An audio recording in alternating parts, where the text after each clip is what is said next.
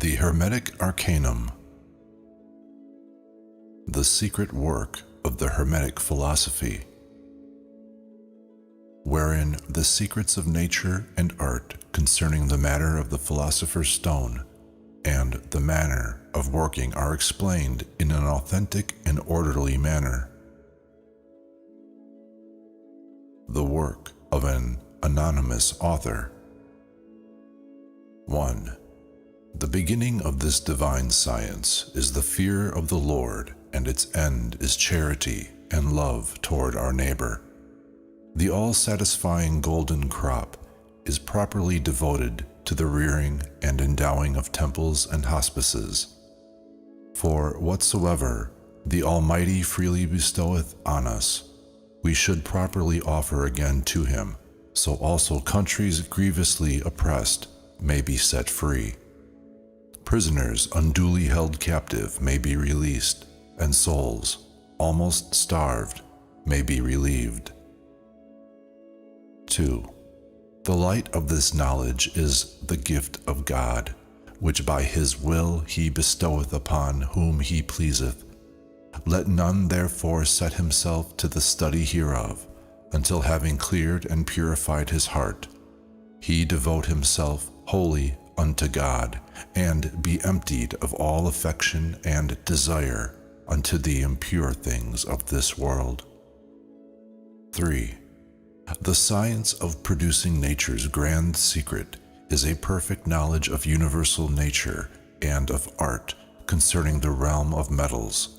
The practice thereof is conversant with finding the principles of metals by analysis, and after they have been made much more perfect, to conjoin them otherwise than they have been before, that from thence may result a Catholic medicine, most powerful to perfect imperfect metals, and for restoring sick and decayed bodies of any sort soever. 4. Those that hold public honors and offices, or be always bruised with private and necessary occupations, let them not strive to attain unto the acme of this philosophy, for it is requireth the whole man's, and being found it possesseth him, and he being possessed, it debarreth from him all other long and serious employments, for he will esteem other things as strange, and of no value unto him. 5. Let him that is desirous of this knowledge clear his mind from all evil passions, especially pride, which is an abomination to heaven, and is as the gate of hell. Let him be frequent in prayer and charitable, have little to do with the world, abstain from company keeping, enjoy constant tranquility, that the mind may be able to reason more freely in private, and be highly lifted up. For unless it be kindled with a beam of divine light, it will not be able to penetrate these hidden mysteries of truth. 6. The alchemists, who have given their minds to their well-nigh innumerable sublimations, distillations, solutions, congelations, to manifold extraction of spirits and tinctures, and other operations more subtle than profitable, and so have distracted themselves by a variety of errors, as so many tormentors, will never be inclined again by their own genius to the plain way of nature and light of truth, from whence their industrious subtlety hath twined them, and by twinings and turnings, as by the Libyan quicksands, hath drowned their entangled wits. The only hope of safety for them remaineth in finding out a faithful guide and master, who may make the sun clear and conspicuous unto them, and free themselves from darkness. 7. A studious tyro of a quick wit, constant mind, inflamed with the study of philosophy, very skillful in natural philosophy, of a pure heart, complete in manners, mightily devoted to God, though ignorant of practical chemistry, may with confidence enter into the highway of nature, and peruse the books of the best philosophers. Let him seek out an ingenious and sedulous companion for himself, and not despair of obtaining his desire. 8. Let a student of these secrets carefully beware of reading or keeping company with false philosophers, for nothing is more dangerous to a learner of any science than the company of an unskilled or deceitful man, by whom erroneous principles are stamped as true, whereby a simple and credulous mind is seasoned with false doctrine. 9. Let a lover of truth make use of few authors, but of the best note and experienced truth. Let him suspect things that are quickly understood, especially in mystical names and secret operations. For truth lies hid in obscurity, for philosophers never write more deceitfully than when plainly, nor ever more truly than when obscurely. 10. As for the authors of chiefest note, who have discoursed both acutely and truly of the secrets of nature and hidden philosophy, Hermes and Morianus Romanus amongst the ancients are in my judgment of the highest esteem. Amongst the moderns, Count Trevisan and Raymundus Lullius are in greatest reverence with me, for what that most acute doctor hath omitted, none almost hath spoken. Let a student therefore peruse his works, yea, let him often read over his former testament and codicil, and accept them as a legacy of very great worth. To these 2 volumes let him add both his volumes of practice, out of which works all things desirable may be collected, especially the truth of the first matter, of the degrees of fire, and the regimen of the whole, wherein the final work is finished, and those things which our ancestors so carefully labored to keep secret. The occult causes of things and the secret motions of nature are demonstrated nowhere more clearly and faithfully. Concerning the first and mystical water of the philosophers, he hath set down few things, yet very pithily. 11.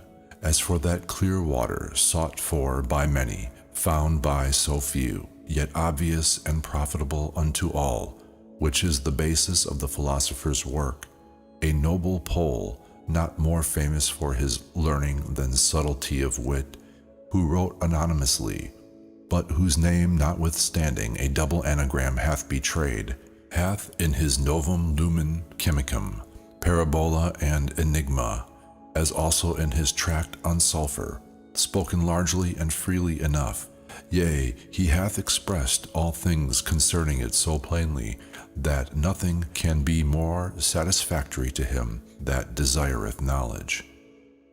12.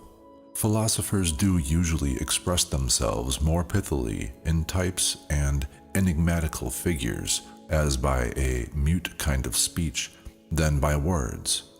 See, for example, Signor's Table, the allegorical pictures of Rosarius, the pictures of Abraham Judaeus in Flamel, and the drawings of Flamel himself. Of the latter sort, the rare emblems of the most learned Michael Maieris, wherein the mysteries of the ancients are so fully opened, and as perspectives they present antiquated truth, and though designed remote from our age, yet are near unto our eyes, and are perfectly to be perceived by us. 13. Whosoever affirmeth that the philosopher's grand secret is beyond the powers of nature and art, he is blind because he ignores the forces of Sol and Luna. 14. As for the matter of their hidden stone, philosophers have written diversely, so that very many disagreeing in words do nevertheless very well agree in the thing. Nor doth their different speech argue that science ambiguous or false, since the same thing may be expressed with many tongues, by diverse expressions, and by a different character, and also one and many things may be spoken of after diverse manners. 15. Let the studious reader have a care of the manifold significations of words, For by deceitful windings and doubtful, yea, contrary speeches, as it should seem, philosophers wrote their mysteries with a desire of veiling and hiding, yet not of sophisticating or destroying the truth. And though their writings abound with ambiguous and equivocal words, yet about none do they more contend than in hiding their golden branch, which all the groves with shadows overcast and gloomy valleys hide, nor yieldeth it to any force, but readily and willingly will follow him, who knows Dame Venus' birds, and him to whom of doves a lucky pair, sent from above, shall hover about his ear. 16. Whosoever seeketh the art of perfecting and multiplying imperfect metals beyond the nature of metals goes in error, for from metals the metals are to be derived, even as from mankind, and from an ox only is that species to be obtained. 17. Metals, we must confess, cannot be multiplied by the instinct and labor of nature only, yet we may affirm that the multiplying virtue is hid in their depths, and manifested itself by the help of art. In this work, nature standeth in need of the aid of art, and both do make a perfect whole. 18. Perfect bodies as Sol and Luna are endued with a perfect seed, and therefore under the hard crust of the perfect metals the perfect seed lies hidden. And he that knows how to take it out by the philosopher's solution hath entered upon the royal highway. For in gold the seeds of gold do lie, though buried in obscurity. 19. Most philosophers have affirmed that their kingly work is wholly compressed of Sol and Luna. Others have thought good to add Mercury to Sol. Some have chosen sulfur and mercury. Others have attributed no small part in so great a work to salt mingled with the other two. The very same men have professed that this clear stone is made of one thing only, sometimes of two or of three, at other times of four and of five, and yet though writing so variously upon the same subject, they do nevertheless agree in sense and meaning. 20. Now that, abandoning all blinds, we may write candidly and truly, we hold that this entire work is perfected by two bodies only, to wit, by Sol and Luna rightly prepared. For this is the mere generation, which is by nature, with the help of art, wherein the union of male and female doth take place, and from thence an offspring far more noble than the parents is brought forth. 21. Now those bodies must be taken, which are of an unspotted and incorrupt virginity, such as have life and spirit in them, not extinct as those that are handled by the vulgar. For who can expect life from dead things? And those are called impure, which have suffered combination. Those dead and extinct which, by the enforcement of the chief tyrant of the world, have poured out their soul with their blood by martyrdom. Flee then a fratricide from which the most imminent danger in the whole work is threatened. 22. Now Sol is masculine forasmuch as he sendeth forth active and energizing seed. Luna is feminine or negative, and she is called the matrix of nature, because she receiveth the sperm and fostereth it by monthly provision. Yet doth Luna not altogether want in positive or active virtue. 23. By the name of Luna philosophers understand not the vulgar moon, which also may be positive in its operation, and in combining acts a positive part. Let none therefore presume to try the unnatural combination of two positives, neither let him conceive any hope of issue from such association. But he shall join Gabritius to Bea, and offer sister to brother in firm union, that from thence he may receive Sol's noble son. 24. They that hold sulfur and mercury to be the first matter of the stone. By the name of sulfur they understand soul. By Mercury the philosophic Luna. So without dissimulation, good Lullius adviseth his friend, that he attempt not to work without Mercury and Luna for silver, nor without Mercury and soul for gold. 25. Let none therefore be deceived by adding a third to two, for love admitteth not a third, and wedlock is terminated in the number of two. Love, further extended, is not matrimony. 26. Nevertheless, spiritual love polluteth not any virgin. Bea might therefore without fault, before her betrothal to Gabritius, have felt spiritual love, to the end that she might therefore be made more cheerful, more pure, and fitter for union. 27. Procreation is the end of lawful wedlock. Now that the progeny may be born more vigorous and active, let both the combatants be cleansed from every ill and spot, before they are united in marriage. Let nothing superfluous cleave unto them, because from pure seed comes a purified generation, and so the chaste wedlock of Sol and Luna shall be finished when they shall enter into combination, and be conjoined, and Luna shall receive a soul from her husband by this union. From this conjunction a most potent king shall arise, who rather will be Sol and his mother Luna. 28. He that seeks for a physical tincture without Sol and Luna loseth both his cost and pains, for Sol afforded a most plentiful tincture of redness, and Luna of whiteness, for these two only are called perfect, because they are filled with the substance of purest sulfur, perfectly clarified by the skill of nature. Let thy Mercury therefore receive a tincture from one or other of these luminaries, for anything must of necessity possess a tincture before it can tinge other bodies. 29. Perfect metals contain in themselves two things, which they are able to communicate to the imperfect metals: tincture and power of fixation. For pure metals, because they are dyed and fixed with pure sulfur, to wit both white and red, do therefore perfectly tincture and fix, if they be fitly prepared with their proper sulfur and arsenic. Otherwise they have not strength for multiplying their tincture. 30.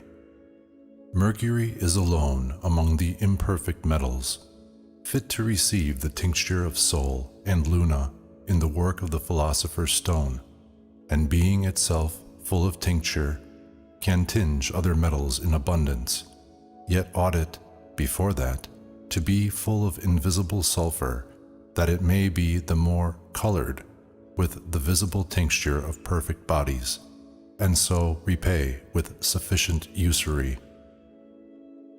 31. Now the whole tribe of philosophers do much assert and work mightily to extract tincture out of gold, for they believe that tincture can be separated from soul, and being separated increases in virtue, but vain hope, at last the hungry plowman cheats, with empty husks instead of lusty meats. For it is impossible that soul's tincture can at all be severed from his natural body, since there can be no elementary body made up by nature more perfect than gold, the perfection whereof proceedeth from the strong and inseparable union of pure coloring sulfur with mercury, both of them being admirably predisposed thereunto by nature, whose true separation nature denieth unto art. But if any liquor remaining be extracted by the violence of fire or waters from the sun, it is to be reputed a part of the body made liquid or dissolved by force. For the tincture followeth its body, and is never separated from it. That is a delusion of this art, which is unknown to many artificers themselves. 32. Nevertheless, it may be granted that tincture may be separable from its body, Yet, we must confess, it cannot be separated without the corruption of the tincture, as when artists offer violence to the gold destroying by fire, or use aqua fortis, thus rather corroding than dissolving. The body, therefore, if despoiled of its tincture and golden fleece, must needs grow base and, as an unprofitable heap, turn to the damage of its artificer, and the tincture thus corrupted can only have a weaker operation. 33.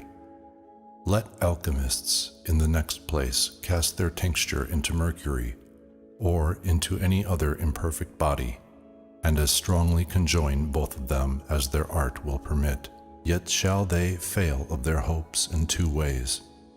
First, because the tincture will neither penetrate nor color beyond nature's weight and strength, and therefore no gain will accrue from thence to recompense the expense and countervail the loss of the body spoiled, and thus of no value. So, want is poor mortal's wages, when his toil produces only loss of pain and oil.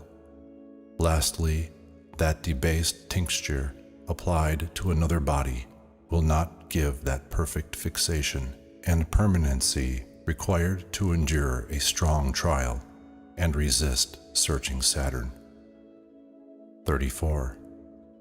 Let them, therefore, that are desirous of alchemy, and have hitherto followed impostors and mountebanks, found a retreat, spare no time nor cost, and give their minds to a work truly philosophical, lest the Phrygians be wise too late, and at length be compelled to cry out with the prophet, "Strangers have devoured his strength."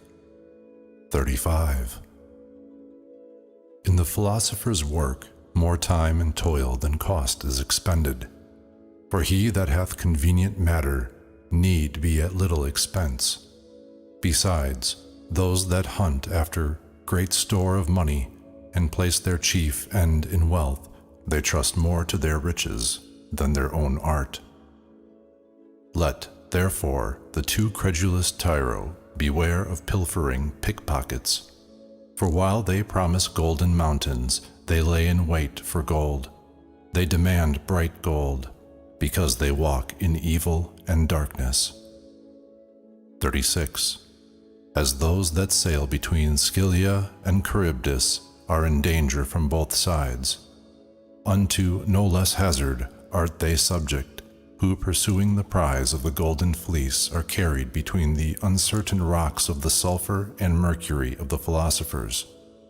The more acute students, by their constant reading of grave and credible authors, and by the radiant sunlight, have attained unto the knowledge of sulfur, but are at a stand at the entrance of their search for the philosopher's mercury. For writers have twisted it with so many windings and meanderings, involved it with so many equivocal names, that it may be sooner met with by the force of the seeker's intuition than be found by reason or toil. 37.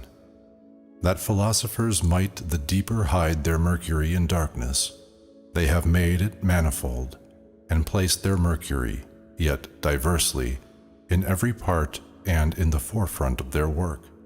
Nor will he attain unto a perfect knowledge thereof, who shall be ignorant of any part of the work. 38. Philosophers have acknowledged their mercury to be threefold, to wit, after the absolute preparation of the first degree, the philosophical sublimation, for then they call it their mercury, and mercury sublimated. 39. Again, in the second preparation, that which by authors is styled the first, because they omit the first, soul being now made crude again, and resolved into his first matter, is called the mercury of such like bodies, or the philosopher's mercury.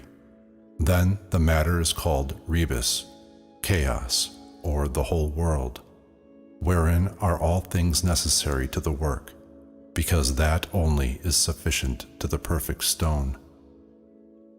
40. Thirdly, the philosophers do sometimes call perfect elixir and coloring medicine their mercury, though improperly. For the name of mercury doth only properly agree with that which is volatile. Besides that which is sublimated in every region of the work, they call mercury. But elixir, that which is most fixed, cannot have the simple name of mercury, and therefore they have styled it their mercury, to differentiate it from that which is volatile. A straight May is only laid down for some to find out and discern so many mercuries of the philosophers, for those only, whom just and mighty Jove advanceth by the strength of love, or such who brave heroic fire, makes from dull earth to heaven aspire. 41. The elixir is called the philosopher's mercury for the likeness and great conformity it hath with heavenly mercury.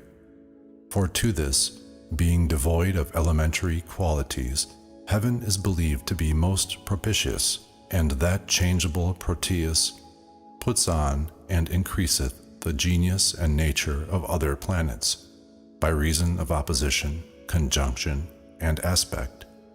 In like manner this uncertain elixir worketh, for being restricted to no proper quality, it embraceth the quality and disposition of the thing wherewith it is mixed, and wonderfully multiplieth the virtues and qualities thereof. 42. In the philosophical sublimation, or first preparation of mercury, Herculean labor must be undergone by the workmen.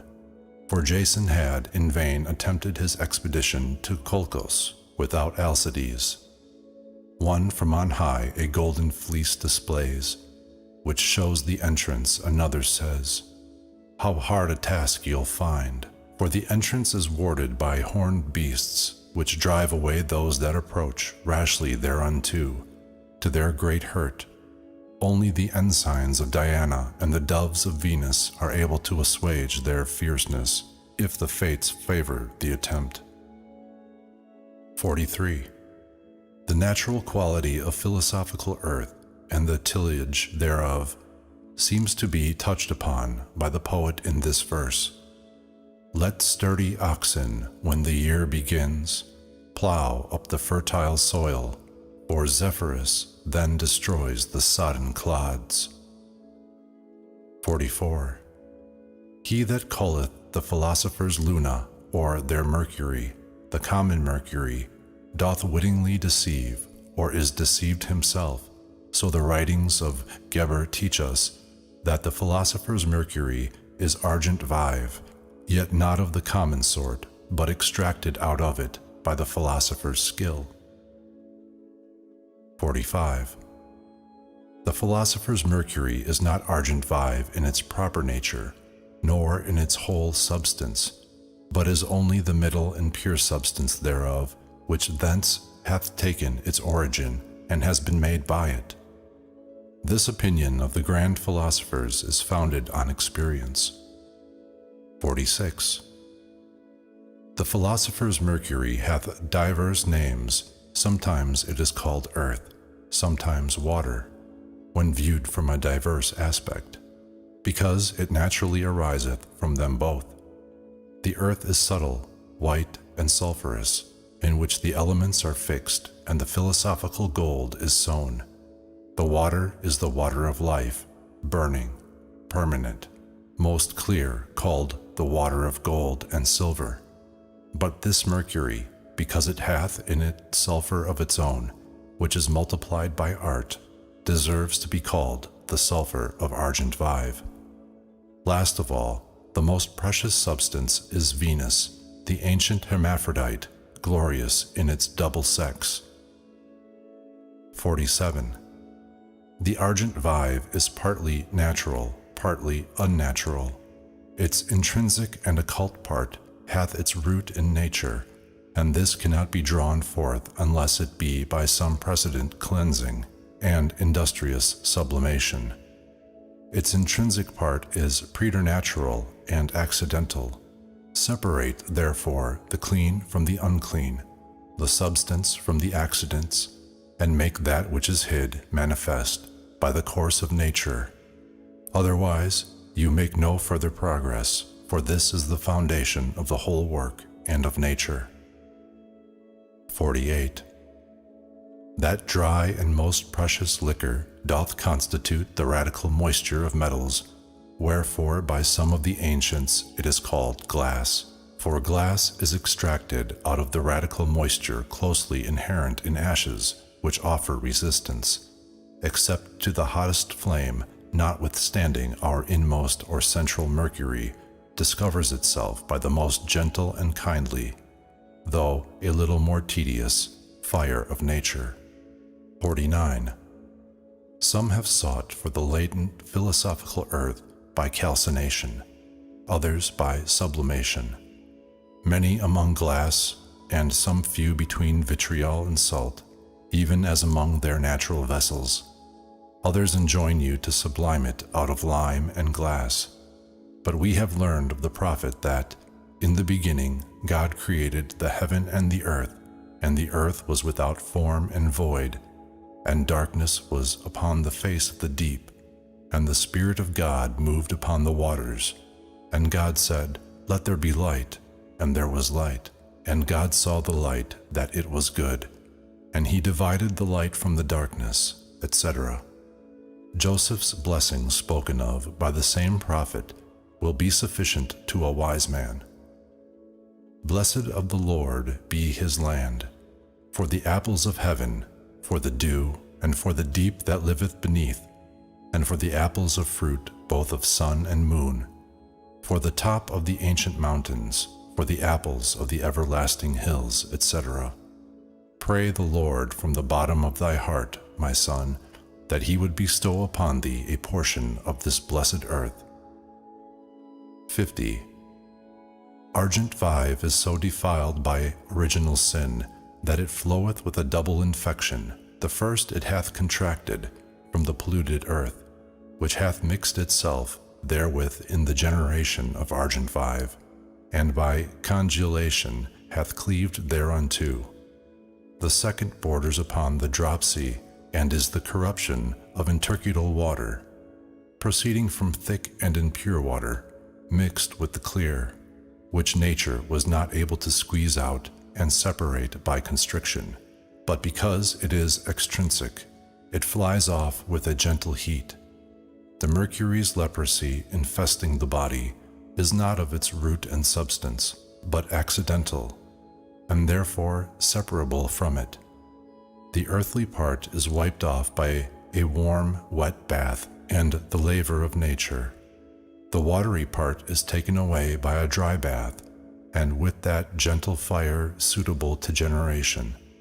And thus, by a threefold washing and cleansing, the dragon putteth off his old scales and ugly skin, is renewed in beauty. 51. The philosophical sublimation of mercury is completed by two processes, namely by removing things superfluous from it and by introducing things which are wanting. In superfluities are the external accidents, which in the dark sphere of Saturn do make cloudy glittering Jupiter. Separate therefore the leaden color of Saturn which cometh up out of the water, until Jupiter's purple stars smile upon thee. Add hereunto the sulphur of nature, whose grain and ferment it hath in itself, so much as sufficeth it, but see that it be sufficient for other things also. Multiply therefore that invisible sulphur of the philosophers until the virgin's milk come forth, and so the first gate is opened unto thee. 52. The entrance of the philosopher's garden is kept by the Hesperian dragon, which, being put aside, a fountain of the dearest water proceeding from a sevenfold spring floweth forth on every side of the entrance of the garden, wherein make the dragon drink thrice the magical number of 7, until having drunk he put off his hideous garments. Then may the divine powers of light-bringing Venus and horned Diana be propitious unto thee. 53. 3 kinds of most beautiful flowers are to be sought, and may be found in this garden of the wise: damask-colored violets, the milk-white lily, and the purple and immortal flower of love, the amaranth. Not far from that fountain at the entrance, fresh violets do first salute thee, which being watered by streams from the great golden river, they put on the most delicate color of the dark sapphire. Then Sol will give thee a sign: thou shalt not sever such precious flowers from their roots until thou make the stone, for the fresh ones cropped off have more juice and tincture. And then pick them carefully with a gentle and discreet hand. If the fates frown not, this will easily follow, and one white flower being plucked, the other golden one will not be wanting. Let the lily and the amaranth succeed with still greater care and longer labor. 54. Philosophers have their sea also, wherein small fishes plump and shining with silver scales are generated, which he that shall entangle and take by a fine and small net shall be accounted a most expert fisherman. 55.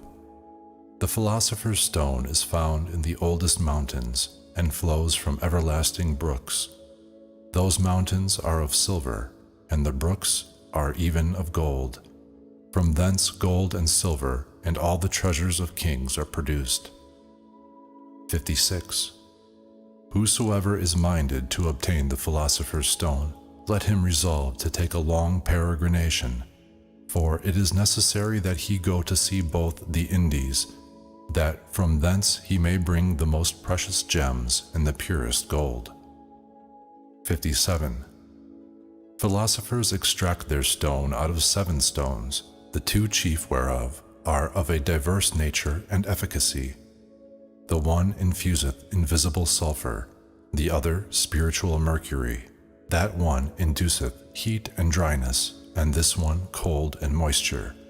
Thus, by their help, the strength of the elements is multiplied in the stone. The former is found in the eastern coast, the latter in the western.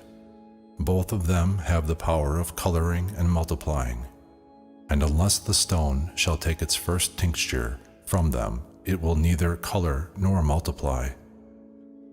58. Recipe then the winged virgin very well washed and cleansed, impregnated by the spiritual seed of the first male, and fecundated in the permanent glory of her untouched virginity. She will be discovered by her cheeks dyed with a blushing color. Join her to the second, by whose seed she shall conceive again, and shall in time bring forth a reverend offspring of double sex, from whence an immortal race of most potent kings shall gloriously arise. 59. Keep up and couple the eagle and lion well cleansed in their transparent cloister, the entry door being shut and watched, lest their breath go out, or the air without do privily get in. The eagle shall snap up and devour the lion in this combination. Afterwards, being affected with a long sleep, and a dropsy occasioned by a foul stomach, she shall be changed by a wonderful metamorphosis into a coal-black crow, which shall begin to fly with wings stretched out, and by its flight shall bring down matter from the clouds, until being often moistened, he put off his wings of his own accord, and falling down again, he be changed into a most white swan. Those that are ignorant of the causes of things may wonder with astonishment when they consider that the world is nothing but a continual metamorphosis. They may marvel that the seeds of things perfectly digested should end in greatest whiteness. Let the philosopher imitate nature in his work. 60. Nature proceedeth thus in making and perfecting her works, that from an inchoate generation it may bring a thing by diverse means, as it were by degrees, to the ultimate term of perfection. She therefore attaineth her end by little and little, not by leaps, confining and including her work between two extremes, distinct and severed as by spaces. The practice of philosophy, which is the imitator of nature, ought not to decline from the way and example of nature in its working and direction to find out its happy stone, for whatsoever is without the bounds of nature is either in error or is near one. 61. The extremes of the stone are natural argent vive and perfect elixir. The middle parts which lie between, by help whereof the work goes on, are of three sorts, for they either belong unto matter or operations or demonstrative signs. The whole work is perfected by these extremes and means. 62. The material means of the stone are of diverse kinds, for some are extracted out of others successively. The first are mercury philosophically sublimated, and perfect metals, which although they be extreme in the work of nature, yet in the philosophical work they supply the place of means. Of the former, the seconds are produced, namely the 4 elements, which again are circulated and fixed. Of the seconds, the third is produced to it, sulfur. The multiplication hereof doth terminate the first work. The fourth and last means are leaven or ointments weighed, with the mixture of the things aforesaid, successively produced in the work of the elixir. By the right ordering of the things aforesaid, the perfect elixir is finished, which is the last term of the whole work, wherein the philosopher's stone resteth as in its center, the multiplication whereof is nothing else than a short repetition of the previous operations. 63. The operative means, which are also called the keys of the work, are 4. The first is solution or liquefaction, the second is ablution, the third reduction, the fourth fixation.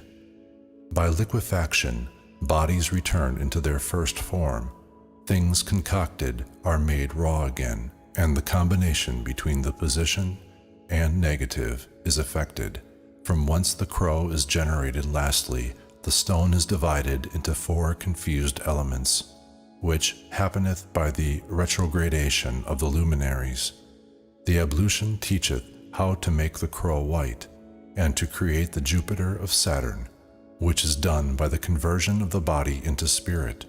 The office of reduction is to restore the soul to the stone exanimated, and to nourish it with dew and spiritual milk, until it shall attain unto perfect strength. In both these latter operations the dragon rageth against himself, and, by devouring his tail, doth wholly exhaust himself, and at length is turned into the stone. Lastly, the operation of the fixation fixeth both the white and the red sulfurs upon their fixed body. By the mediation of the spiritual tincture, it decocteth the leaven, or ferment by degrees ripeneth things unripe, and sweeteneth the bitter. In fine, by penetrating and tincturing the flowing elixir it generateth, perfecteth, and lastly raiseth it up to the height of sublimity. 64.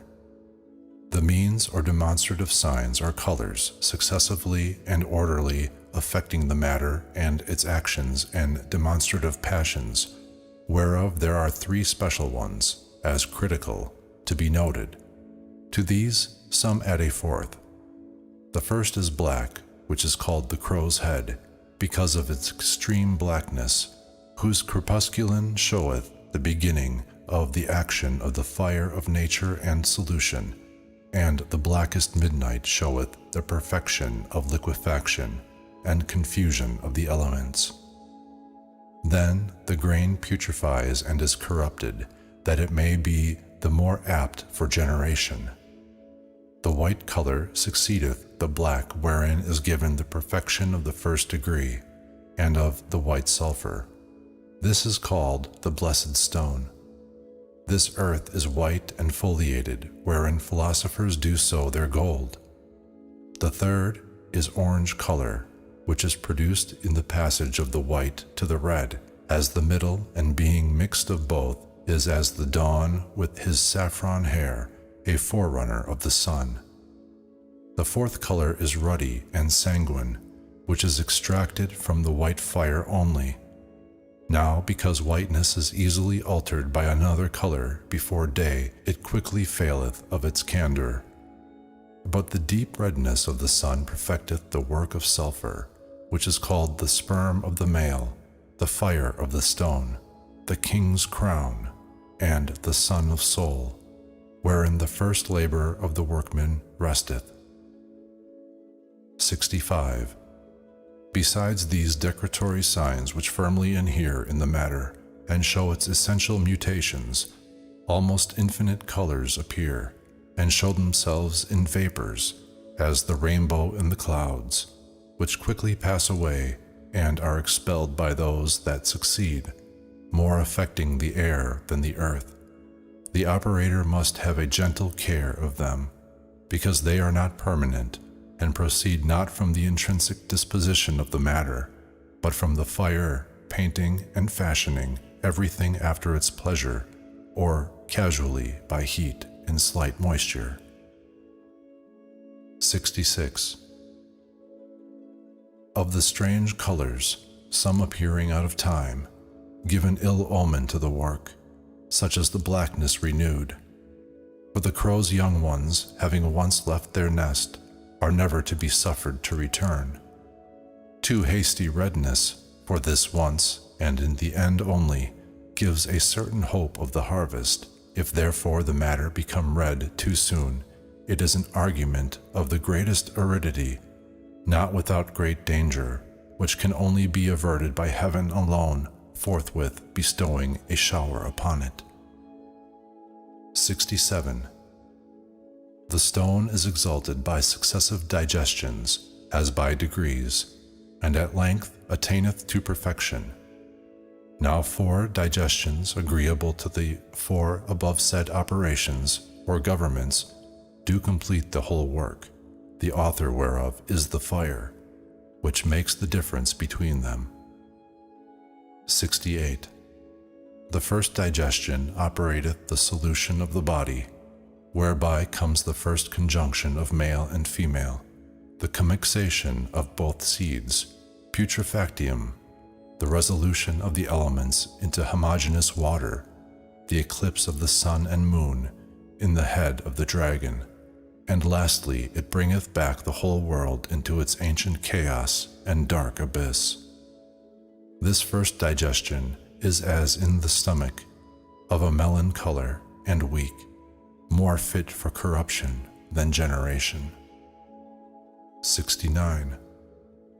In the second digestion, the Spirit of the Lord walketh upon the waters, the light begins to appear, and a separation of waters from the waters occurs. Sol and Luna are renewed. The elements are extracted out of the chaos, that being perfectly mixed in spirit, they may constitute a new world, a new heaven, and new earth are made. And lastly, all bodies become spiritual. The crow's young ones, changing their feathers, begin to pass into doves. The eagle and lion embrace one another in an eternal league of amity. And this generation of the world is made by the fiery spirit descending in the form of water, and wiping away original sin. For the philosopher's water is fire, which is moved by the exciting heat of a bath. But see that the separation of waters be done in weight and measure, lest those things that remain under heaven be drowned under the earth, or those things that are snatched up above the heaven be too much destitute of aridity. Here let slight moisture leave a barren soil. 70. The third digestion of the newly generated earth drinketh up the dewy milk and all the spiritual virtues of the quintessence, and fasteneth the quickening soul to the body by the Spirit's mediation. Then the earth layeth up a great treasure in itself, and is made like the coruscating moon, afterwards like to the ruddy sun. The former is called the earth of the moon, the latter the earth of the sun, for both of them are beget of the copulation of them both. Neither of them any longer feareth the pains of the fire, because both want all sports, for they have been often cleansed from sin by fire, and have suffered great martyrdom, until all the elements are turned downward. 71. The fourth digestion consummateth all the mysteries of the world, and the earth being turned into most excellent leaven, it leaveneth all imperfect bodies, because it hath before passed into the heavenly nature of quintessence. The virtue thereof, flowing from the spirit of the universe, is a present panacea and universal medicine for all the diseases of all creatures. The digestions of the first work, being repeated, will open to thee the philosopher's secret furnace. Be right in thy works, that thou mayest find God favorable, otherwise the plowing of the earth will be in vain, nor will the expected harvest ever requite the greedy husbandman. 72. The whole progress of the philosopher's work is nothing but solution and congelation, the solution of the body and congelation of the spirit. Nevertheless, there is but one operation of both. The fixed and volatile are perfectly mixed and united in the spirit, which cannot be done unless the fixed body be first made soluble and volatile. By reduction is the volatile body fixed into a permanent body, and volatile nature doth at last change into a fixed one, as the fixed nature had before passed into volatile. Now so long as the natures were confused in the spirit, that mixed spirit keeps a middle nature between body and spirit, fixed and volatile. 73. The generation of the stone is made after the pattern of the creation of the world, for it is necessary that it have its chaos and first matter, wherein the confused elements do fluctuate, until they be separated by the fiery spirit. They being separated, the light elements are carried upwards, and the heavy ones downwards. The light arising, darkness retreats. The waters are gathered into one place, and the dry land appears. At length, the two great luminaries arise, and mineral, vegetable, and animal are produced in the philosopher's earth. God created Adam out of the mud of the earth, wherein were inherent the virtues of all the elements, of the earth and water especially, which do more constitute the sensible and corporeal heap. Into this mass God breathed the breath of life, and enlivened it with the Son of the Holy Spirit. He gave Eve for a wife to Adam, and blessing them, he gave unto them a precept and the faculty of multiplication. The generation of the philosopher's stone is not unlike the creation of Adam, for the mud was made of a terrestrial and ponderous body dissolved by water, which deserved the excellent name of terra adamica, wherein all the virtues and qualities of the elements are placed. At length, the heavenly soul is infused thereinto by the medium of the quintessence and solar influx, and by the benediction and dew of heaven, the virtue of multiplying ad infinitum by the intervening copulation of both sexes is given it. 75. The chief secret of this work consisteth in the manner of working, which is wholly employed about the elements, for the matter of the stone passeth from one nature into another. The elements are successively extracted, and by turns obtain dominion. Everything is agitated by the circles of humidum and psychum, until all things be turned downwards, and there rest. 76. In the work of the stone, the other elements are circulated in the figure of water, for the earth is resolved into water, wherein are the rest of the elements. The water is sublimated into vapor, vapor retreats into water, and so by an unwearied circle is the water moved, until it abide fixed downwards. Now that being fixed, all the elements are fixed. Thus into it they are resolved, by it they are extracted. With it they live and die. The earth is the tomb and last end of all. 77. The order of nature requireth that every generation begin from humidum and in humidum. In the philosopher's work, nature is to be reduced into order, so that the matter of the stone which is terrestrial, compact and dry, in the first place may be dissolved and flow into the element of water next unto it, and then Saturn will be generated of soul. 78. The air succeeds the water, drawn about by 7 circles or revolutions, which is wheeled about with so many circles and reductions, until it be fixed downwards, and Saturn being expelled, Jupiter may receive the scepter and government of the kingdom, by whose coming the philosopher's infant is formed, nourished in the womb, and at length is born, resembling the splendor of Luna in her beautiful and serene countenance. 79. The fire executes the courses of the nature of the elements, extreme fire assisting it. Of the hidden is made the manifest. The saffron dyeth the lily. Redness possesseth the cheeks of the blushing child now made stronger. A crown is prepared for him against the time of his reign. This is the consummation of the first work, and the perfect rotation of the elements, the sign whereof is, when they are all terminated in psychum, and the body void of spirit lieth down, wanting pulse and motion, and thus all the elements are finally resolved into terra. 80. Fire placed in the stone is nature's prince, soul's son and vicar, moving and digesting matter, and perfecting all things therein, if it shall attain its liberty, for it lieth weak under a hard bark. Procure therefore its freedom, that it may secure thee freely, but beware that thou urge it not above measure, for being impatient of tyranny, it may become a fugitive, no hope of return being left unto thee. Call it back therefore by courteous words, and keep it prudently. 81.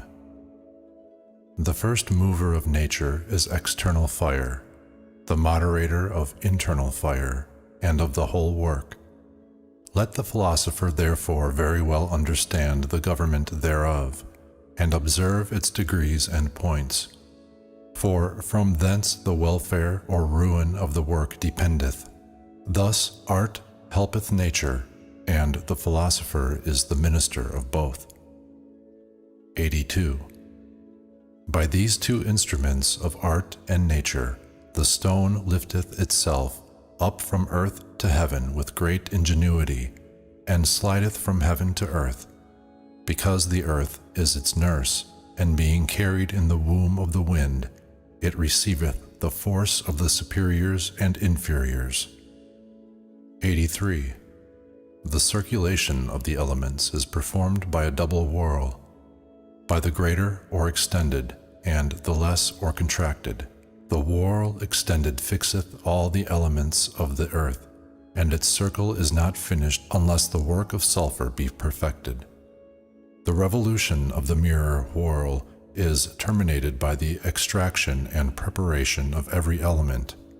Now, in this whirl, there are 3 circles placed, which always and variously above the matter, by an erratic and intricate motion, and do often, 7 times at least, drive about every element, in order succeeding one another, and so agreeable, that if one shall be wanting, the labor of the rest is made void. These circulations are nature's instruments, whereby the elements are prepared. Let the philosopher therefore consider the progress of nature in the physical tract, more fully described for this very end. 84. Every circle hath its proper motion, for all the motions of the circles are conversant about the subject of humidum and psychum, and are so concatenated that they produce the one operation, and one only constant of nature. Two of them are opposite, both in respect of their causes and the effects. For one moveth upwards, drying by heat, another downwards, moistening by cold, a third, carrying the form of rest and sleep by digesting, induceth the cessation of both in greatest moderation. 85. Of the three circles, the first is evacuation, the labor of which is in extracting the superfluous humidum, and also in separating the pure, clean and subtle, from the gross and terrestrial dregs. Now the greatest danger is found in the motion of this circle, because it hath to do with things spiritual, and makes nature plentiful. 86. Two things are chiefly to be taken heed of in moving this circle. First, that it be not moved too intensely; the other, that it be not moved for too long a time. Motion accelerated raiseth confusion in the matter, so that the gross, impure, and undigested part may fly out together with the pure and subtle, and the body undissolved be mixed with the spirit, together with that which is dissolved. With this precipitated motion, the heavenly and terrestrial natures are confounded, and the spirit of the quintessence, corrupted by the admixture of earth, is made dull and invalid. By too long a motion, the earth is too much evacuated of its spirit, and is made so languishing, dry and destitute of spirit, that it cannot easily be restored and recalled to its temperament. Either error burneth up the tincture, or turneth it into flight. 87. The second circle is restoration, whose office is to restore strength to the gasping and debilitated body by potion. The former circle was the organ of sweat and labor, but this of restoration and consolation. The action of this is employed in the grinding and mollifying the earth, potter-like, that it may be the better mixed. 88. The motion of this circle must be lighter than that of the former, especially in the beginning of its revolution, lest the crow's young ones be drowned in nest by a large flood, and the growing world be drowned by a deluge. This is the weigher and the assayer of measures, for it distributeth water by geometrical precepts. There is usually no greater secret found in the whole practice of the work than the firm and justly weighed motion of this circle, for it informeth the philosopher's infant and inspireth soul and life into him. 89. The laws of this circle's motions are, that it run about gently, and by little and little, and sparingly let forth itself, lest that by making haste it fail from its measure, and the fire inherent be overwhelmed with the waters, the architect of the work grow dull, or also be extinguished, that meat and drink be administered by turns, to the end there may be a better digestion made, and the best temperament of humidum and psychum. For the indissoluble colligation of them both is the end and scope of the work. Furthermore, see that you add so much by watering, as shall be found wanting in a saying, that restoration may restore so much of the lost strength by corroborating, as evacuation hath taken away by debilitating. 90. Digestion, the last circle, acteth with silent and insensible motion, and therefore it is said by philosophers that it is made in a secret furnace. It decocteth the nutriment received and converteth it into the homogeneous parts of the body. Moreover, it is called putrefaction, because as meat is corrupted in the stomach before it passeth into blood and similar parts, so this operation breaketh the aliment with a concocting and stomach heat in a manner makes it to putrefy, that it may be the better fixed, and changed from a mercurial into a sulphurous nature. Again, it is called inhumation, because by it the spirit is inhumated, as a dead man buried in the ground. But because it goeth most slowly, it therefore needeth a longer time. The two former circles do labor especially in dissolving, this in congealing, although all of them work in both ways. 91. The laws of this circle are, that it be moved by the feverish and most gentle heat of dung, lest that the things volatile fly out, and the spirit be troubled at the time of its strictest conjunction with the body. For then the business is perfected in the greatest tranquility and ease.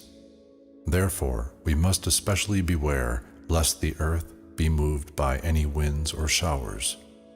Lastly, as this third circle may always succeed the second straightways and in due order, as the second the first, so by interrupted works and by course those three erratic circles do complete one entire circulation, which often, reiterated, doth at length turn all things into earth, and makes similarity between opposites.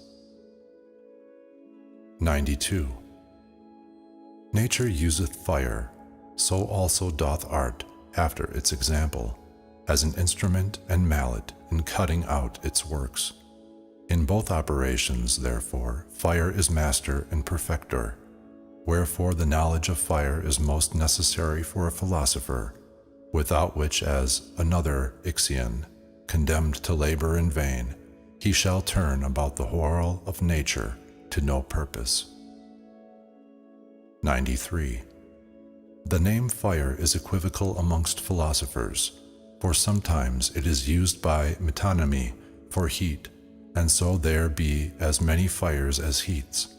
In the generation of metals and vegetables, nature acknowledgeth a threefold fire, to wit, celestial, terrestrial, and innate.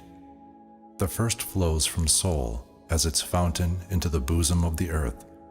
It stirreth up fumes, or mercurial and sulphurous vapors, of which the metals are created, and mixeth itself amongst them.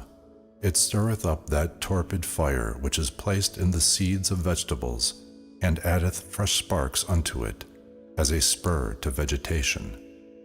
The second lurketh in the bowels of the earth, by the impulse and action whereof the subterraneous vapors are driven upwards as through pores and pipes, and thrusts outwards from the center towards the surface of the earth, both for the composition of metals, where the earth swelleth up, as also for the production of vegetables, by putrefying their seeds, by softening and preparing them for generation.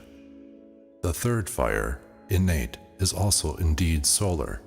It is generated of a vapid smoke of metals, and also being infused with the monthly provision, grows together with the humid matter, and is retained as in a prison, or more truly, as form is conjoined with the mixed body, it firmly inhereth in the seeds of vegetables, until being solicited by the point of its father's rays it be called out. Then motion intrinsically moveth and informeth the matter, and becomes the moulder and dispenser of the whole mixture. In the generation of animals, celestial fire doth insensibly cooperate with the animal, for it is the first agent in nature. For the heat of the female answereth to terrestrial fire. When the seed putrefies, this warmth prepareth it, for truly the fire is implanted in the seed. Then the Son of Soul disposeth of the matter, and being disposed, he informeth it. 94. Philosophers have observed a threefold fire in the matter of their work: natural, unnatural, and contranatural. The natural they call the fiery celestial spirit innate, kept in the profundity of matter, and most strictly bound unto it, which by the sluggish strength of metal grows dull, until being stirred up and freed by the philosopher's discretion and external heat, it shall have obtained a faculty of moving its body dissolved, and so it may inform its human matter, by unfolding penetration, dilation, and congelation. In every mixed body, natural fire is the principle of heat and motion. Unnatural fire they name that which, being procured and coming from without, is introduced into the matter artificially, that it may increase and multiply the strength of the natural heat. The fire contrary to nature they call that which putrefieth the compositum, and corrupteth the temperament of nature. It is imperfect, because, being too weak for generation, it is not carried beyond the bounds of corruption. Such is the fire or heat of the menstruum. Yet it hath the name improperly of fire against nature, because in a manner it is according to nature, for although it destroys the specific form and corrupteth the matter, yet it disposeth it for reproduction. 95. It is more credible nevertheless that the corrupting fire, called fire against nature, is not different from the innate, but the first degree of it, for the order of nature requireth that corruption should precede generation. The fire, therefore, that is innate, agreeable to the law of nature, performeth both, by exciting both successively in the matter. The first of corruption more gentle, stirred up by feeble heat to mollify and prepare the body. The other of generation more forcible, moved by a more vehement heat, to animate and fully inform the elementary body disposed of by the former. A double motion doth therefore proceed from a double degree of heat of the same fire. Neither is it to be accounted a double fire, for far better may the name of fire contrary to nature be given to violent and destructive fire. 96. Unnatural fire is converted into natural or innate fire by successive degrees of digestion, and increaseth and multiplieth it. Now the whole secret consisteth in the multiplication of natural fire, which of itself is not able to work above its proper strength, nor communicate a perfect tincture to imperfect bodies. For although it be sufficient to itself, yet hath it not any further power, but being multiplied by the unnatural, which most aboundeth with the virtue of multiplying, doth act far more powerfully, and reacheth itself beyond the bounds of nature, coloring strange and imperfect bodies, and perfecting them because of its plentiful tincture and the abstruse treasure of multiplied fire. 97. Philosophers call their water fire, because it is most hot, and endued with a fiery spirit. Again, water is called fire by them, because it burneth the bodies of perfect metals more than common fire doth, for it perfectly dissolveth them, whereas they resist our fire, and will not suffer themselves to be dissolved by it. For this cause it is also called burning water. Now that fire of tincture is hid in the belly of the water, and manifests itself by a double effect of the body's solution and multiplication. 98. Nature useth a double fire in the work of generation, intrinsic and extrinsic. The former, being placed in the seeds and mixtures of things, is hid in their center, and, as a principle of motion and life, doth move and quicken the body. But the latter, extrinsic, whether it be poured down from heaven or earth, raiseth the former, as drowned with sleep, and compels it to action. For the vital sparks implanted in the seeds stand in need of an external motor, that they may be moved and act. 99. It is even so in the philosopher's work, for the matter of the stone possesseth his interior fire, which is partly innate, partly also is added by the philosopher's art, for those are united and come inward together, because they are homogeneous. The internal standeth in need of the external, which the philosopher administereth according to the precepts of art and nature. This compelleth the former to move. These fires are as two wheels, whereof the hidden one being moved by the visible one, it is moved sooner or later, and thus art helpeth nature. 100.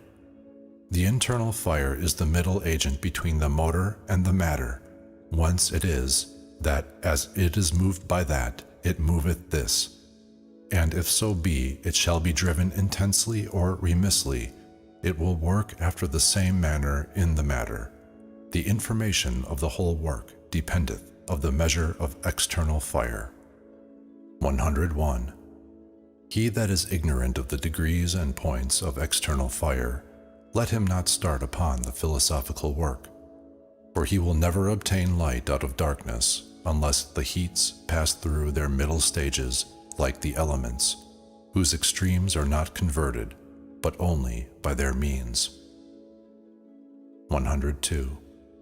Because the whole work consisteth in separation and perfect preparation of the four elements, therefore so many grades of fire are necessary thereunto, for every element is extracted by the degree of fire proper to it.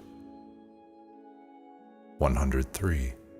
The four grades of heat are called the heat of the water bath, the heat of ashes, of coals, and of flame, which is also called aptectic. Every grade hath its degrees, 2 at least, sometimes 3. For heat is to be moved slowly and by degrees, whether it be increased or decreased, so that matter, after nature's example, may go on by degrees and willingly unto formation and completion, for nothing is so strange to nature as that which is violent. Let the philosopher propound for his consideration the gentle access and recess of the sun, whose light and lamp bestoweth its heat to the things of the world, according to the times and laws of the universe, and so bestoweth a certain temperament upon them. 104. The first degree of the bath of heat is called the heat of a fever, the second of dung. The first degree of the second grade is the simple heat of ashes. The second is the heat of sand. Now the degrees of fire, coals, and flame want a proper name, but they are distinguished by the operation of the intellect according to their intensity. 105. 3 grades only of fire are sometimes found amongst philosophers, the water bath of ashes and of flame, which latter comprehendeth the fire of coals and of flame. The heat of dung is sometimes distinguished from the heat of the bath in degree. Thus, for the most part, authors do involve the light in darkness by the various expressions of the philosopher's fire, for the knowledge thereof is accounted amongst their chief secrets. 106. In the white work, because 3 elements only are extracted, 3 degrees of fire do suffice. The last, to it the aptectic, is reserved for the 4th element, which finisheth the red work. By the first degree the eclipse of Sol and Luna is made. By the second the light of Luna begins to be restored. By the 3rd Luna attaineth unto the fullness of her splendor, and by the 4th Sol is exalted into the highest apex of his glory. Now in every part the fire is administered according to the rules of geometry, so that the agent may answer to the disposition of the patient, and their strength be equally poised betwixt themselves. 107. Philosophers have very much insisted upon secrecy in regard to their fire. They scarce have been bold to describe it, but show it rather by a description of its qualities and properties than by its name, as that it is called airy fire, vaporous, humid and dry, clear or star-like, because it may easily by degrees be increased or remitted, as the artificer pleaseth. He that desireth more of the knowledge of fire may be satisfied by the works of Lullius, who hath opened the secrets of practice to worthy minds candidly. 108. Of the conflict of the eagle and the lion also they write diversely, because the lion is the strongest animal, and therefore it is necessary that more eagles act together, 3 at least, or more, even to 10, to conquer him. The fewer they are, the greater the contention, and the slower the victory, but the more eagles, the shorter the battle, and the plundering of the lion will more readily follow. The happier number of 7 eagles may be taken out of Lullius, or of 9 out of Signor. 109. The vessel wherein philosophers decoct their work is twofold, the one of nature, the other of art. The vessel of nature, which is also called the vessel of philosophy, is the earth of the stone, or the female or matrix, whereinto the sperm of the male is received, putrefies, and is prepared for generation. The vessel of nature is of 3 sorts, for the secret is decocted in a threefold vessel. 110. The first vessel is made of a transparent stone, or of a stony glass. The form thereof some philosophers have hid by a certain enigmatic description, sometimes affirming that it is compounded of 2 pieces, to wit, an alembic and a bolt head, sometimes of 3, at other times of the 2 former, with the addition of a cover. 111. Many have feigned the multiply of such like vessels to be necessary to the philosophical work, calling them by diverse names with a desire of hiding the secret by a diversity of operations. For they called it dissolvent of solutions, putrefactory for putrefaction, distillery for distillation, sublimatory for sublimation, calcinatory for calcination. 112. But all deceit being removed, we may speak sincerely. One only vessel of art sufficeth to terminate the work of either sulfur, and another for the work of the elixir. For the diversity of digestions requireth not the change of vessels.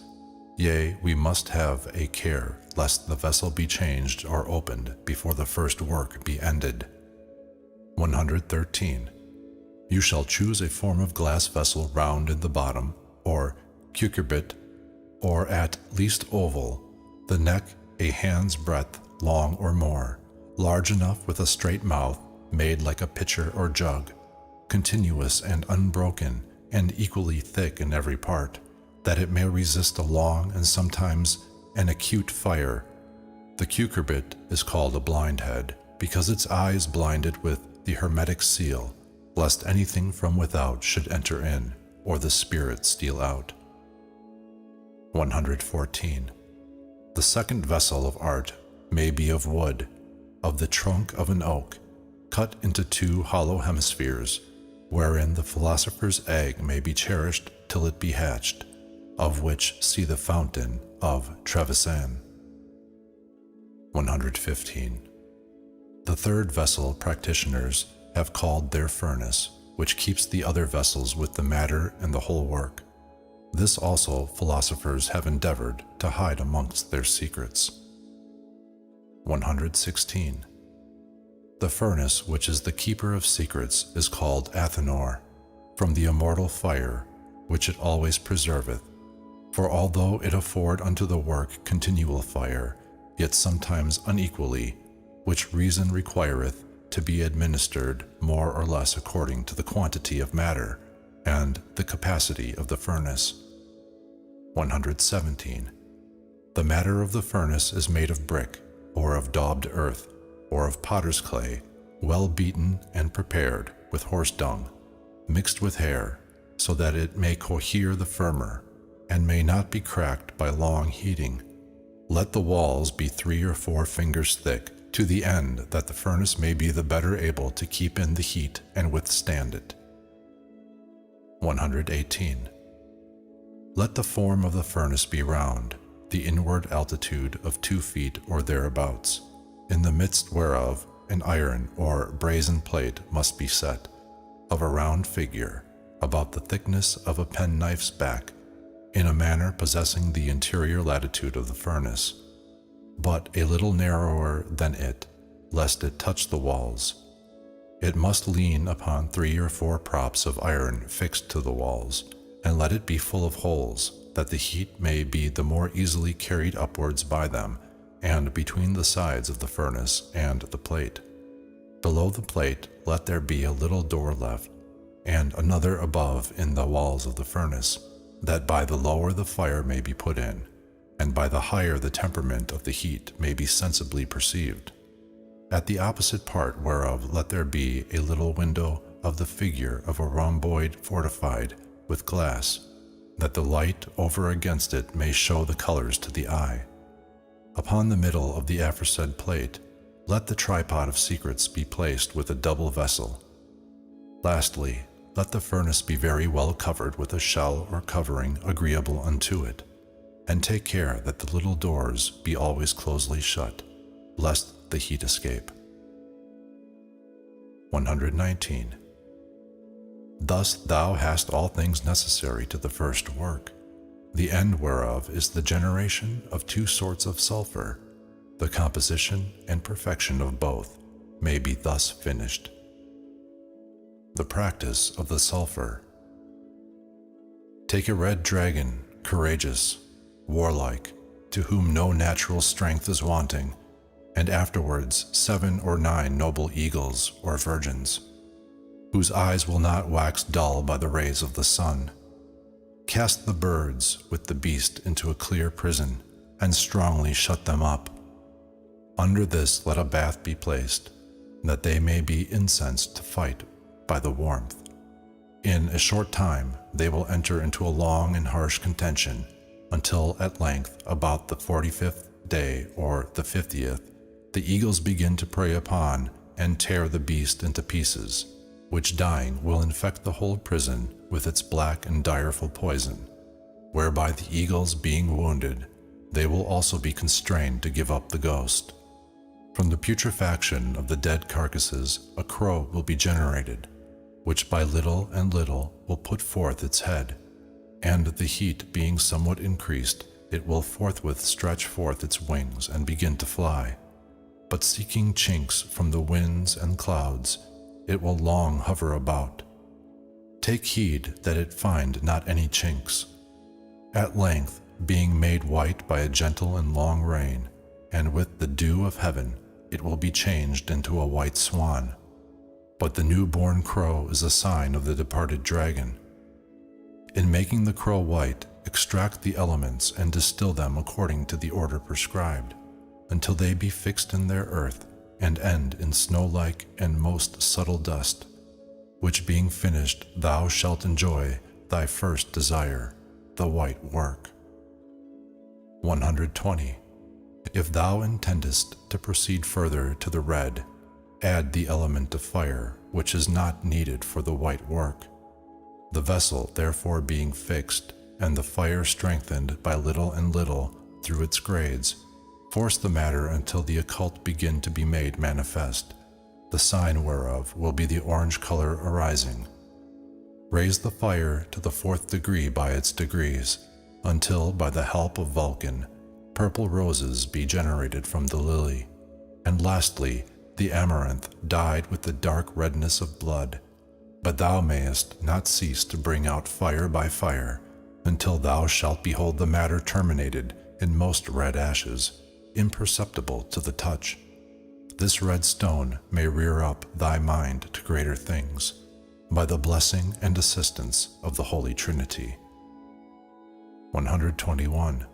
They that think they have brought their work to an end by perfect sulfur, not knowing nature or art, and to have fulfilled the precepts of the secret, are much deceived, and will try projection in vain, for the praxis of the stone is perfected by a double work. The first is the creation of the sulfur, the second is the making of the elixir. 122. The aforesaid philosopher's sulfur is most subtle earth, most hot and dry, in the belly whereof the fire of nature abundantly multiplied is hidden. Therefore it deserveth the name of the fire of the stone, for it hath in itself the virtue of opening and penetrating the bodies of metals, and of turning them into its own temperament and producing its like, wherefore it is called a father and masculine seed. 123. That we may leave nothing untouched, let the students in philosophy know that from that first sulfur a second is generated, which may be multiplied ad infinitum. Let the wise man, after he hath got the everlasting mineral of that heavenly fire, keep it diligently. Now of what matter sulfur is generated, of the same it is multiplied, a small portion of the first being added, yet as in the balance, the rest a tyro may see in Lullius, it may suffice only to point to this. 124. The elixir is compounded of a threefold matter, namely of metallic water or mercury, sublimated as before, of leaven white or red, according to the intention of the operator, and of the second sulfur, all by weight. 125. There are 5 proper and necessary qualities in the perfect elixir, that it be fusible, permanent, penetrating, tincturing, and multiplying. It borroweth its tincture and fixation from the leaven, its penetration from the sulfur, its fusion from argent 5, which is the medium of conjoining tinctures, to it of the ferment and sulfur, and its multiplicative virtue from the spirit infused into the quintessence. 126. 2 perfect metals give a perfect tincture, because they are dyed with the pure sulfur of nature, and therefore no ferment of metals may be sought except these 2 bodies. Therefore dye the elixir white and red with Luna and Sol. Mercury first of all receives their tincture, and having received it, doth communicate it to others. 127. In compounding the elixir, take heed you change not or mix anything with the ferments, for either elixir must have its proper ferment, and desireth its proper elements, for it is provided by nature that the 2 luminaries have their different sulfurs and distinct tinctures. 128. The second work is concocted as the first, in the same or a like vessel, the same furnace, and by the same degrees of fire, but is perfected in a shorter time. 129. There are 3 humors in the stone, which are to be extracted successively, namely water, airy, and radical, and therefore all the labor and care of the workman is employed about the humor. Neither is any other element in the work of the stone circulated beside the humid one, for it is necessary, in the first place, that the earth be resolved and melted into humor. Now the radical humor of all things, accounted fire, is most tenacious, because it is tied to the center of nature, from which it is not easily separated. Extract, therefore, these 3 humors slowly and successively, dissolving and congealing them by their whirls. For by the multiplied alternative reiteration of solution and congelation, the whirl is extended and the whole work finished. 130. The elixir's perfection consisteth in the strict union and dissoluble matrimony of psychum and humidum, so that they may not be separated, but the psychum may flow with moderate heat into the humidum, abiding every pressure of fire. The sign of perfection is that if a very little of it be cast in above the iron or brazen plate while very hot, it flow forthwith without smoke. 131. Let 3 weights of red earth or of red ferment, and a double weight of water and air well ground up, be mixed together. Let an amalgama be made like butter or metalline paste, so that the earth being mollified may be insensible to the touch. Add 1 weight and a half of fire. Let these be transferred to the vessel and exposed to a fire of the first degree, most closely sealed. Afterwards, let the elements be extracted out of their degrees of fire in their order, which being turned downwards with a gentle motion, they may be fixed in their earth, so as nothing volatile may be raised up from thence. The matter at length shall be terminated in a stone, illuminated, red, and diaphanous, a part whereof take at pleasure, and having cast it into a crucible with a little fire by drops, give it to drink its red oil, and incinerate it, until it be quite melted and do flow without smoke. nor mayest thou fear its flight, for the earth, being mollified with the sweetness of the potion, will retain it, having received it within its bowels. Then take the elixir thus perfected into thine own power, and keep it carefully. In God rejoice, and be silent. 132. The order and method of composing and perfecting the white elixir is the same, so that thou usest the white elements only in the composition thereof, but the body of it, brought to the term of decoction, will end in the plate, white, splendid, and crystal-like, which is inserated with its white oil, will be fused. Cast 1 weight of either elixir upon 10 times its weight of argent 5, well washed, and thou wilt admire its effect with astonishment. 133. Because in the elixir the strength of natural fire is most abundantly multiplied by the spirit infused into the quintessence, and the depraved accidents of bodies, which beset their purity and the true light of nature with darkness, are taken away by long and manifold sublimations and digestions. Therefore fiery nature, freed from its fetters and fortified with the aid of heavenly strength, works most powerfully, being included in this our 5th element. Let it not therefore be a wonder if it obtain strength not only to perfect imperfect things, but also to multiply its force and power. Now the fountain of multiplication is in the Prince of the luminaries, who, by the infinite multiplication of his beams, begetteth all things in this our orb, and multiplieth things generated by infusing a multiplicative virtue into the seeds of things. 134. The way of multiplying the elixir is threefold. By the first, R. Mingle 1 weight of red elixir with 9 times its weight of red water, and dissolve it into water in a vessel suitable for solution.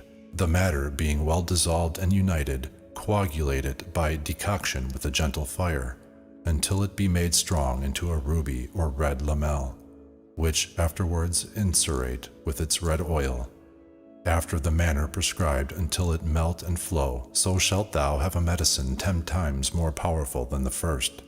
The business is easily finished in a short time. 135. By the second manner, R. What portion thou pleasest of thy elixir, mixed with its water, the weights being observed, seal it very well in the vessel of reduction, dissolve it in a bath, by inhumation, being dissolved, distill it, separating the elements by their proper degrees of fire, and fixing them downwards, as was done in the first and second work, until it become a stone. Lastly, incerate it and project it. This is the longer, but yet the richer way, for the virtue of the elixir is increased even an 100-fold, for by how much more subtle it is made by reiterated operations, so much more both of superior and inferior strength it retaineth, and more powerfully operateth. 136. Lastly, take 1 ounce of the said elixir, multiplied in virtue, and project it upon 100 of purified mercury, and in a little time the mercury made hot amongst burning coals will be converted into pure elixir, whereof if thou castest every ounce upon another 100 of the like mercury, soul will shine most purely to thine eyes. The multiplication of white elixir may be made in the same way. Study the virtues of this medicine to cure all kinds of diseases and to preserve good health, as also other uses thereof, out of the writings of Arnold of Villanova, Lullius, and of other philosophers. 137. The significator of the philosopher will instruct him concerning the times of the stone, for this first work, ad album, must be terminated in the house of Luna, the second in the house of Mercury. The first work, ad rubeum, will end in the second house of Venus, and the last in the other regal throne of Jupiter, from whence our most potent king shall receive a crown decked with most precious rubies. Thus doth the winding of the circling year trace its own footsteps, and the same appear. 138. A three-headed dragon keepeth this golden fleece. His first head proceedeth from the waters, the second from the earth, the third from the air. It is necessary that these 3 heads do end in one most potent, which will devour all the other dragons. Then a way is laid open for thee to the golden fleece. Farewell, diligent reader. In reading these things, invocate the Spirit of eternal light. Speak little, meditate much, and judge aright. The times of the stone. The interpretation of the philosopher's significator. To every planet 2 houses were assigned by the ancients, Sol and Luna excepted, whereof the planet Saturn hath his 2 houses adjoining. Philosophers, in handling their philosophical work, begin their years in winter, to it, the sun being in Capricorn, which is the former house of Saturn, and so come towards the right hand. In the second place, the other house of Saturn is found in Aquarius, at which time Saturn, the blackness of the work of the magistery, begins after the 45th or 50th day. Sol coming into Pisces, the work is black, blacker than black, and the head of the crow begins to appear. The 3rd month being ended, and Sol entering into Aries, the sublimation or separation of the elements begin. Those which follow unto Cancer make the work white. Cancer addeth the greatest whiteness and splendor, and doth perfectly fill up all the days of the stone, or white sulfur, or the lunar work of sulfur. Luna sitting and reigning gloriously in her house. In Leo, the regal mansion of the sun, the solar work begins, which in Libra is terminated into a ruby stone or perfect sulfur. The 2 signs, Scorpio and Sagittarius, which remain, are required for the completing of the elixir. And thus the philosopher's admirable offspring taketh its beginning in the reign of Saturn, and its end and perfection in the dominion of Jupiter.